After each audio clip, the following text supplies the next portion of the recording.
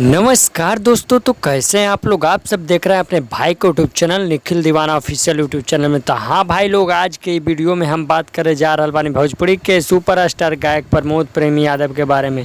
तो हाँ भाई लोग, ये वीडियो करे हुआ सब पूरा देखी, वीडियो के शेयर करी, लाइक करी और कमेंट जरूर करी। ये वीडियो में हम बताए भाई लोग कि प्रमोद प्रेमी यादव के एगो बहुत ही बढ़िया गाना आ रहल बड़ा, जौना गाना के नाम है जाए दा पगली रे। ये गाना के गैले बानी प्रमोद प्रेमी यादव जी और उनकर साथ दिले बानी प्रियंका सिंह जी।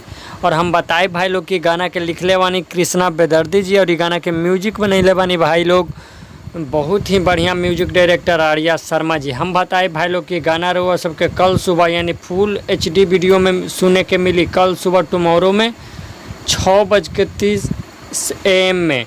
तो रउआ सब ग्लोबल म्यूजिक जंक्शन पे गाना के ज़रूर सुनी कल सुबह मॉर्निंग में भाई लोग। और अगर रउआ सब प्रमोद प्रेमी यादव जी के फैंस बनी तो हमारा वीडियो के शेयर ज़्यादा से ज़्यादा कर दी, हमारा चैनल के सब्सक्राइब करी। और हम बताए कि इसी तरह से खबर जाने खातिर हमारा चैनल पे रउआ सब बनल रही, वीडियो को पूरा बात करी और वीडियो के ज़्यादा से ज़्यादा अपने दोस्तों में शेयर भी करी।